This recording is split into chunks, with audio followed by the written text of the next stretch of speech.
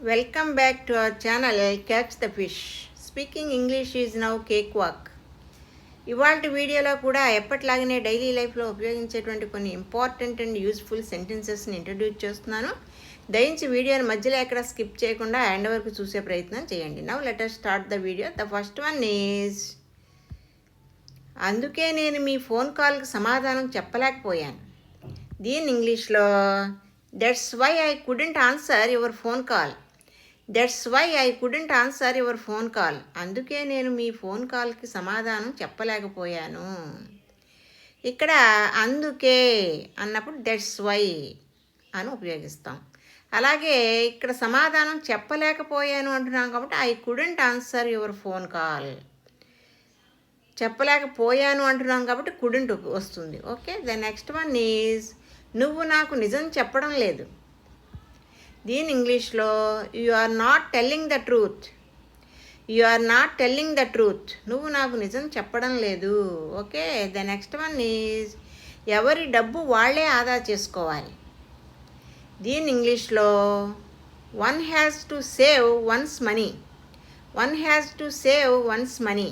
ఎవరి డబ్బు వాళ్ళే ఆదా చేసుకోవాలి.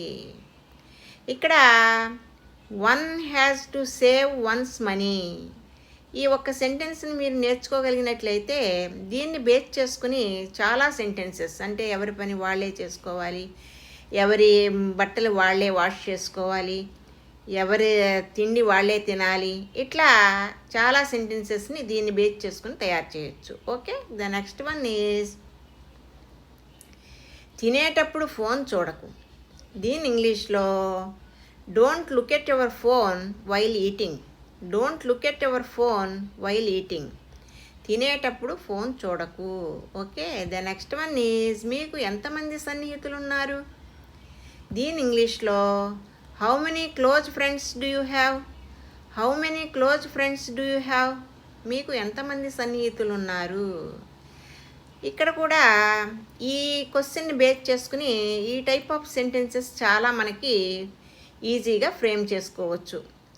మీకు ఎంతమంది బ్రదర్స్ ఉన్నారు, ఎంతమంది సిస్టర్స్ ఉన్నారు, అలాగే ఎంతమంది సిబ్లింగ్స్ ఉన్నారు, ఇట్లా ఈ టైప్ ఆఫ్ క్వశ్చన్స్ దీన్ని బేస్ చేసుకుని మనం ఫ్రేమ్ చేసుకోవచ్చు. ఓకే, మీకు ఎంతమంది సన్నిహితులు ఉన్నారు. Okay, the next one is, నాకు నువ్వు చెప్పింది వినపడలేదు.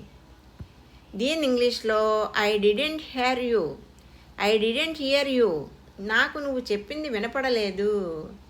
Okay, the next one is, అతడు నాకు ఎప్పుడూ ఏదీ ఇవ్వడు. దీని ఇంగ్లీష్లో, he never gives me anything. He never gives me anything. అతడు నాకు ఎప్పుడూ ఏదీ ఇవ్వడు. Okay, the next one is, నా కన్నులో ఏదో ఉంది. దీని ఇంగ్లీష్లో, there is something in my I.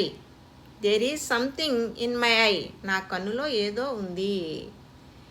Okay, the next one is, నాకు పరీక్షల్లో తక్కువ మార్కులు వచ్చాయి. దీని ఇంగ్లీష్లో, I got low marks in exams. I got low marks in exams. నాకు పరీక్షల్లో తక్కువ మార్కులు వచ్చాయి. Okay, the next one is, Suresh గాయపడ్డాడు. దీని ఇంగ్లీష్లో, Suresh was wounded. Suresh was wounded. Suresh గాయపడ్డాడు. Okay, the next one is, ఆమె కాస్త హడావిడిగా వెళ్ళిపోయింది. దీని ఇంగ్లీష్లో, she left in a bit of hurry. She left in a bit of hurry. ఆమె కాస్త హడావిడిగా వెళ్ళిపోయింది. ఇక్కడ హడావిడి అంటే హర్రీ అనేటువంటి వర్డ్ని ఉపయోగించుకుంటాం. Okay, the next one is, నేను ఆ అవకాశాన్ని మిస్ చేసుకున్నాను.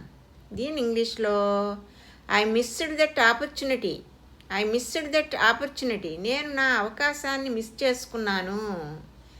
Okay, the next one is, ప్రతి ఒక్క విషయానికి నవ్వొద్దు. దీని ఇంగ్లీష్లో, don't laugh on every single matter.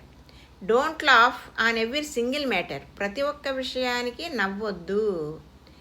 Okay, the next one is, మేము ఇద్దరం కలిసి చదువుకునేవాళ్ళం. దీని ఇంగ్లీష్లో, we use it to study together. We use it to study together. మేమిద్దరం కలిసి చదువుకునేవాళ్ళము. ఇక్కడ ఒకప్పుడు చదువుకునే వాళ్ళము అని చెప్తున్నాం. సో యూజ్ టు అనేటువంటి ఫ్రేజ్ని ఉపయోగించి వెర్బ్ V1 ఫామ్లో పెట్టి చెప్తాం. Okay, the next one is మీరు ఇంటికి ఎప్పుడు వస్తున్నారు? దీని ఇంగ్లీష్లో when are you coming home? When are you coming home? మీరు ఇంటికి ఎప్పుడు వస్తున్నారు? Okay, thank you for watching. If you like this video, please like, share and subscribe. I will see you with some other concept. Until then, please keep learning, keep practicing and keep supporting me. Have a nice day.